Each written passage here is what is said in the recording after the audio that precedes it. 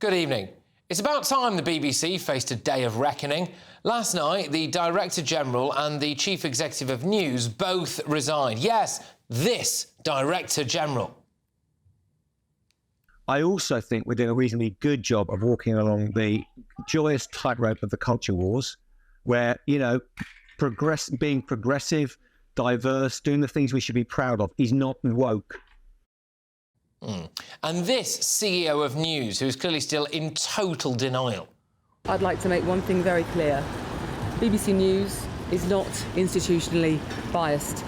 That's why it's the world's most trusted news provider. Well, there is institutional bias at the BBC. You know it, I know it, everyone knows it. Just look at what happens when their neutral reporters leave the BBC. They all come out as raging left-wingers. Goodall, Mateless and Sopel do a left-wing podcast together. Goodall was the policy editor at Newsnight. Mateless was their flagship presenter. And Sopel was their chief political correspondent and North America editor. They're all moaning, oh, there's no institutional bias against Trump. Well, here's Emily Mateless losing her mind when Trump won. When Donald Trump talked about the eating cats and dogs, half of America was just thinking, this is bad. I can't believe what he's saying. This is going to be the end of him. Yeah, stop swearing, Emily. I think she later stormed off and then had to come back. And here's Sopel going into bat for Hugh Edwards. We now know there was no illegality. So what are you left with? Someone's private life has come under scrutiny, who is now unwell. I think it would be a crying shame if this is the last we see of Hugh Edwards on television, when the allegations have turned out to be not that much. Yeah.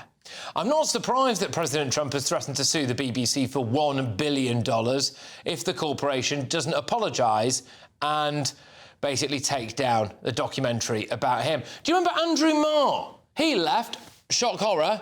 He appears to be a massive left-winger too. Here he is on Question Time after Labour won. And suddenly, for once, for the first time in many of our lives, actually Britain looks like a little haven of peace and stability, and that in itself is going to draw money into this country. Oh, gosh. The BBC has an institutional pro-transgender bias. Negative stories about the trans people are allegedly kept off air. And look at what I have here, OK? So this is an email from an LGBT and identity reporter at the BBC. If we can bring that up. What does it say at the bottom? Look at that. What does it say at the bottom? There, yeah. The BBC logo in the colours of the rainbow flag. And then it says he's an LGBTQ plus ally and supports inclusion. Oh, yeah, no bias there at all. No bias at all. And that's why the BBC included drag queens on their list of influential, inspirational mothers. There you are. They try to insert trans people into as much stuff as possible. I knew that I was transgender since I was 4. You'd never know, would you? They also removed the fact that a convicted paedophile was actually a drag queen and a Pride event organiser. They even made aliens non-binary. And CBeebies even had a gender-neutral raccoon, just to really drive home that gender ideology to kids everywhere. They've got an anti-Israel, pro-Gaza, I would argue pro-Hamas bias. The BBC didn't want to refer to Hamas as a terrorist organisation. They did Hamas propaganda with a documentary they had to pull off air that starred the son of a Hamas minister. Now, because of last night's resignation, apparently their new acting head of news is this guy, Jonathan Munro, who tried to claim that it was fine for the BBC to use local Gaza journalists because Hamas doesn't control what they say. They're not restricted in what they're able to see and show. There may be physical restrictions. For example, not many of them have got much fuel to go from one town to another, let's say, but there's no restriction on what they can show, what they can see and what they can film when they're on location. But that's just obviously rubbish, isn't it? I mean, they've been pushing race theory for years.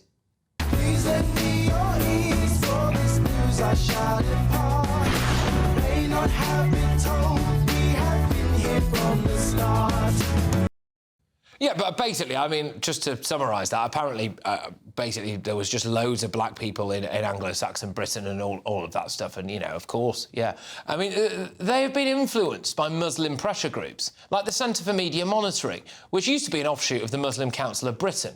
BBC editor Richard Burgess even spoke at an event hosted by the Centre for Media Monitoring in Parliament. And is it any wonder that they didn't do a huge amount of reporting on the rape gangs? I mean, how could they, when Emily Maitlis was there? Do you not think, Emily, there's an issue with Pakistani Muslims raping working-class white underage girls? Do you not think there's an issue there? I think there is an appalling issue with grooming when it hits any community and any age. We only ever hear you talk about Pakistani perpetrators. Are you telling me there's no issue? I'm telling you that you are focusing on Pakistani grooming gangs because probably you're racist and you don't believe that there are white perpetrators of the same crime. Can you deny that?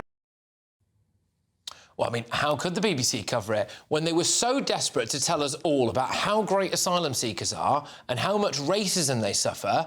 They actually did a documentary about the Bedreddin brothers, who were later convicted for being ringleaders of a grooming gang in Newcastle. Yeah, even their ex-top sports presenter is a frothing lefty. Slaughter and capture of innocent Israelis on October the 7th. And which was awful, which was truly awful. And that full context needs to be there when discussing what's going on. But that's not the full context, is it? Yeah, but look at what's happening. Look at what's happening. This is all about BBC bias. That's what the story is. The BBC pumping out misinformation around the world. The BBC platforming people who thought that Jews should be burnt like Hitler did. That's the story. That we all have to pay for that content or face criminal prosecution. That is the story. So what does the Labour Minister for Culture, Media and Sport, Lisa Nandy, say? Well, she makes it all about GB News. Look, I think it's perfectly reasonable for politicians to appear on television and to play roles as presenters. What I don't think you can do is somehow pretend that that is news. It's opinion and it's polemic. Well, Ms Nandy, I think that's a pretty risky game to play if you say that you're going to clamp down on GB News, because Nandy is facing calls to resign for failing to declare that she had received donations from the man that she picked to run England's new football regulator. He also donated to Sir Keir Starmer, who has, naturally, cleared her of all wrongdoing. I mean, you can try and take us on if you want, Ms Nandy, but I have a funny feeling that GB News will be around a lot longer than you or this Labour government. Let's get thoughts from my panel. Daily Express columnist Carol Malone, journalist Benjamin Butterworth and Reform Party member, former Tory Party chairman Sir Jake Berry.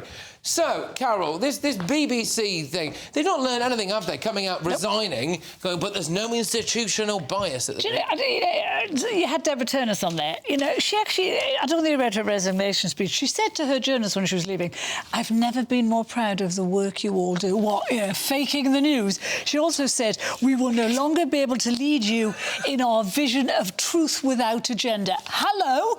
Total agenda. Davey, his resignation speech, no remorse, no apology, no explanation, just saying what a fantastic lot of people they work with. These people don't get it. And then you have the chairman, Samir Shah, coming out at lunchtime, denying there was institutional bias and saying mistakes had been made. No, these weren't mistakes. The Trump film was a deliberate misrepresentation of what Trump said a week before the presidential election. This wasn't a mistake. It was completely deliberate. And you got people like Nick Robinson at the weekend, the Today presenter, actually saying this was part of a plot to bring down the BBC. It's not that they're pumping out fake news like China and Russia does. It's the fact that we're all trying to bring down the BBC. Today, almost every Labour MP is on Twitter saying it's still the most trusted news station in the world. No, it is not. They're not getting it. It's not trusted in London, never mind around the world. Ed Davey, the leader of the Liberal Democrats, came out and was basically backing the BBC, said, so we can't give in to people like Nigel Farage. Or so.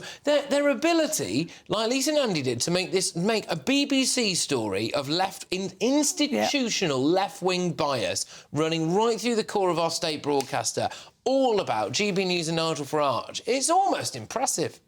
I know, and Carol is right. because she captures how angry the public are about this. I just wanted to focus on Tim Davies' legacy that he's had, leading the BBC on £545,000 a year for 5 years. Let's not forget, he was brought in to sort the organisation out after the Jimmy Savile scandal. So he was brought in... Bashir, it was after Mark. Well, Savile and Bashir.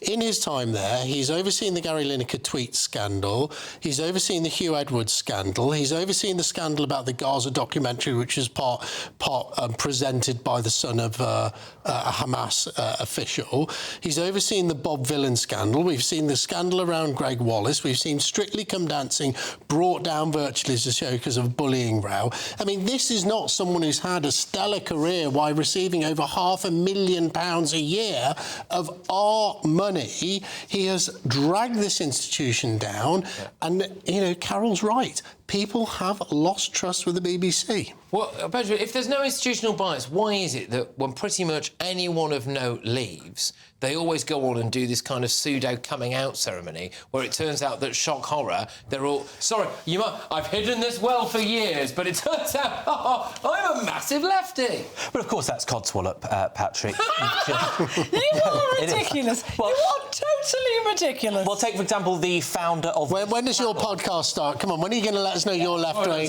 Tell us the founder of this channel, Andrew Neil. So he's one. Right? A man who continues to be a regular columnist for the Daily Mail and on Times Radio, which are right-leaning outlets. Jeremy Paxman... You describe Times Radio as a right-leaning Jeremy Paxman came out as a One Nation Tory. John Humphreys, the flagship Radio 4 presenter, talked about how he votes Conservative and became a Daily Mail columnist. So there are three of the most famous political reporters that the BBC has had. Let's drag it back to it more modern times. So your point is not valid. It is wrong and it is misleading. You don't think that there's an institutional left-wing bias there? What job did Amal Rajan used to do? He was editor of The Independent. The Independent, the left-wing newspaper. Well, The Independent was independent. And so, you know, so was Andrew Marr. He was also editor of The Independent. Right, there you go. But well, yes, so another left... A neutral newspaper. But the point... They're not neutral, are they? The point is that you are trying to cherry-pick to mislead people. And actually, the whole reason... Fake news. The reason you hate the BBC is because it's impartial. Listen, that's why you're threatened by it. The current row is about this dossier that was released that exposed all these horrendous things, but the major thing being that they misrepresented the president of the free world. And I really hope Trump does sue them for £1 billion quid, because they've got until until Thursday at 5 o'clock. This is the other thing. Samir Shah, the chairman, said today, I'm considering issuing an apology to Donald Trump. He should be crawling on his belly to issue an apology, because if he doesn't, they're going to get sued for £1 billion quid, and quite right. It's more than that, though, isn't it? It's things like editing out the fact that a paedophile was, no, not one that worked for the BBC this time, no, a paedophile was also a drag queen and a member of a local pride organisation group. So they've just removed that from an article. And then they've got reporters that work for them with I'm an LGBT ally at the bottom of their thing. I mean, that's institutional bias, isn't it? So I think the challenge you have is, like, all of these big state-funded or publicly funded institutions, they basically start to exist not to serve the public who pay for them, but to actually serve their own agenda and their own needs. Why no one thinks that they have any institutional bias at the BBC is because they all agree with each other. And they go to work and they say, well, do you see that article in The Guardian or The Independent? Oh, wasn't it wonderful? And that's the challenge, is there's no mindset that goes in there and says, well, actually, what do the British public think? It's all about what the BBC thinks. And you have, and that's what people are fed up with. And let's not, it's 180 quid, the licence fee. If you don't pay it, you go to prison. So I'm perfectly happy for the BBC to carry on and produce great radio programmes like The Archers and things like that, things I enjoy. But I want the British public to be given the ability to support the BBC if they think it produces content they want. And if we created a subscription, I think the BBC would actually be better. But the idea that everyone running the BBC is left-wing is nonsense, because Sir Robbie Gibb was in Theresa May's Conservative government. Nick Robinson... Theresa May's Conservative government. Yes. You're not going to and what did he, was he a political...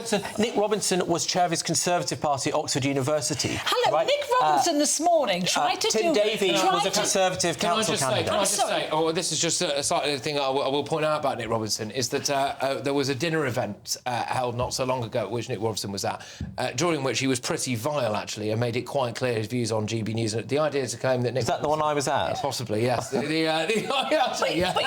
idea that he is not... He tried to do a defence. I personally find... He tried to do like an impartial defence this morning of what's being happened, and he couldn't bloom and do it. He had a whole slew of guests on saying how fantastic the BBC was, and it wasn't institutionally biased. And the problem here is they can't change because they can't fix what they won't acknowledge. Right. So if they're not acknowledging it's biased, how can they ever fix it? They've got to, unless you sack everybody, it's never going to get better, which is why they have to do what you've just said and defund it and let them do what they want, but we shouldn't have to... But they will genuinely believe that they're not biased because they all sit in meetings, they all agree with each other. It is the problem. It is...